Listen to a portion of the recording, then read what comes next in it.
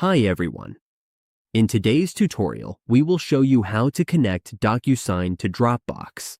This integration helps us automatically save and sign documents to our cloud storage, keeping everything organized and easy to access. Let's go through it step by step.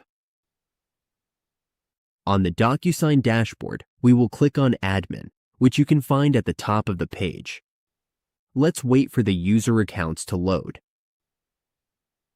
Then we scroll down to Apps or Integrations.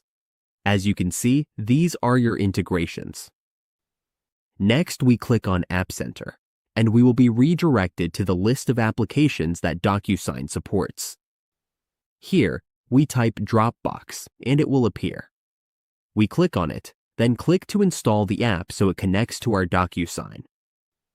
Once we start the installation, we need to read the terms and agreements. If everything looks good, we go ahead and install and authorize. Let's wait for it to load. Now, just click to confirm. As you can see, the app is successfully installed and we can now use Dropbox within DocuSign. And that's how we connect DocuSign to Dropbox. With this setup, our signed documents are automatically stored and organized.